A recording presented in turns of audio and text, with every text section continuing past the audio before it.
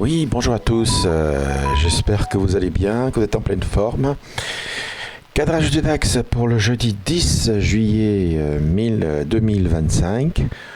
Comme d'habitude, on commence par le mensuel. On constate une forte tendance haussière et un objectif très fort qui est ici autour des 26 450 qui sera très probablement touché.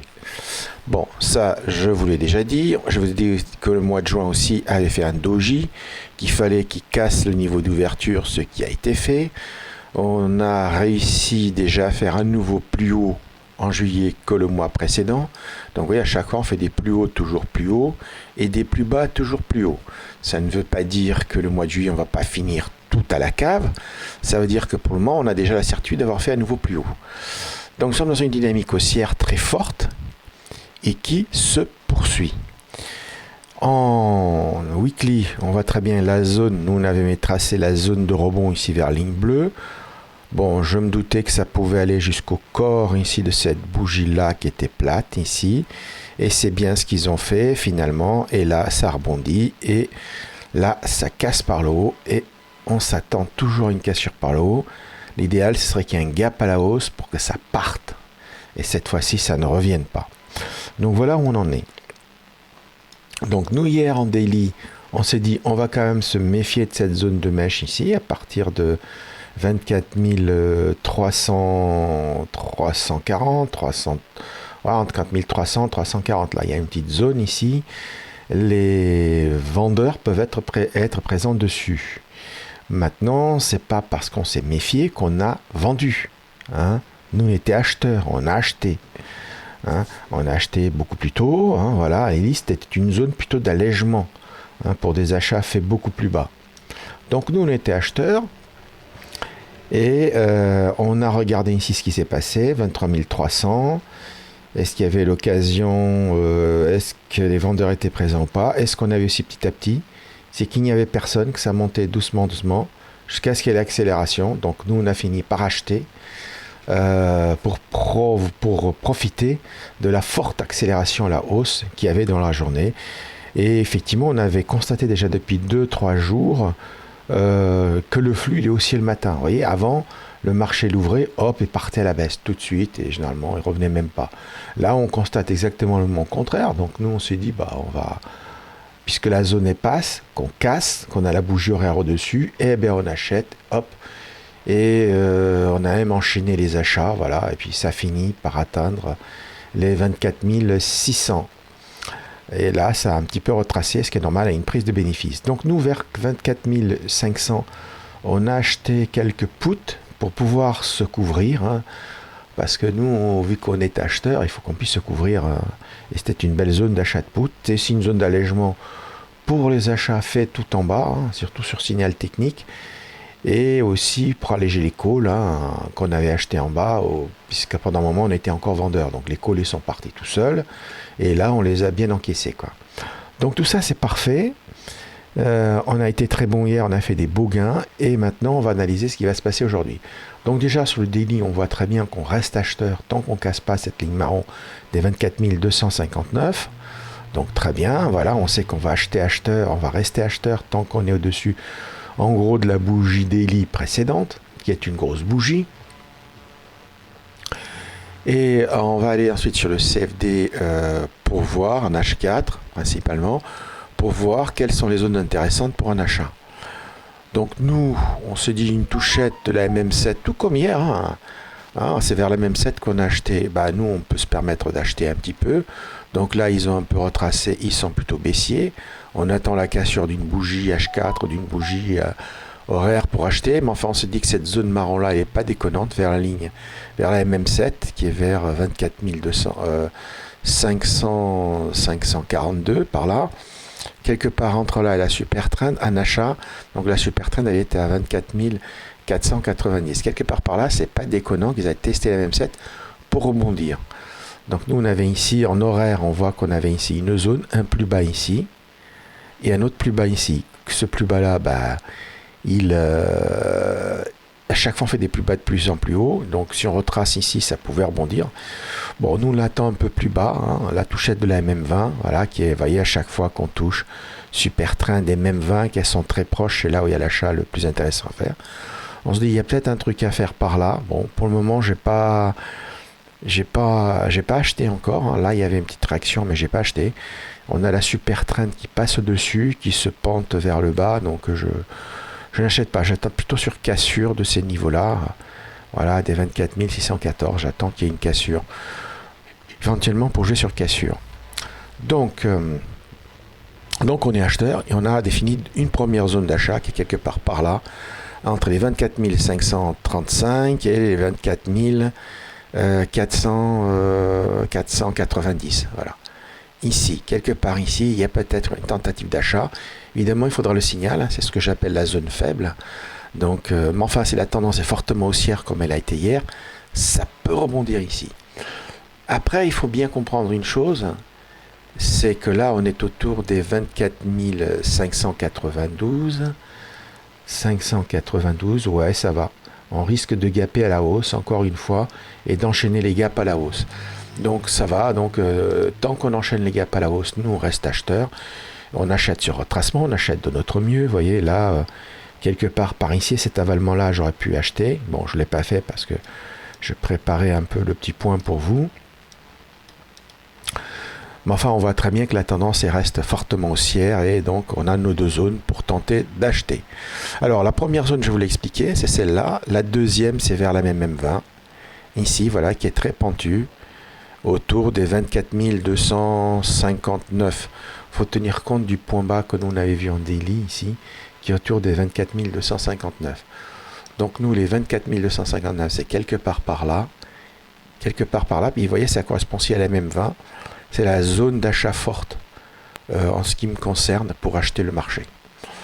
Et la zone de retournement à la baisse, c'est si jamais on casse la Kijun qui est à 24 175 par là, eh bien il ne faudra pas la casser à la baisse, sinon on retrouve une dynamique un peu baissière, même si pour moi, tant qu'on reste au-dessus de la MM50, fondamentalement, je suis haussier.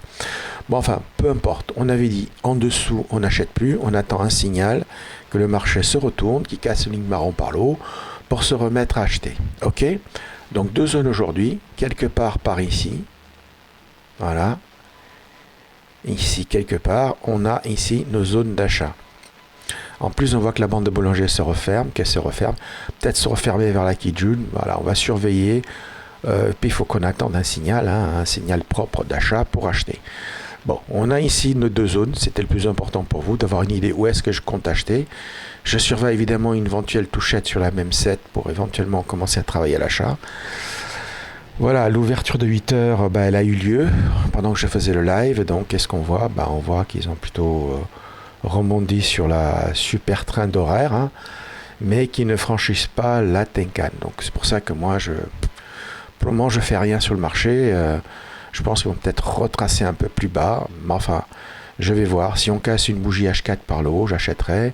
Si la Tenkan elle est cassée par le haut, je repenserai acheter. Mais pour le moment, je me dis qu'il y a de la marge de manœuvre, surtout avec une bande de Bollinger en horaire qui se referme. Il faut voir quelles sont les bornes basses. Et ça peut être par ici, où je l'ai dit, vers les 24 000. Je ne serais pas étonné qu'ils aient tenté de toucher la super trend avant l'ouverture. Et c'est d'autant plus possible qu'ils attendent des chiffres.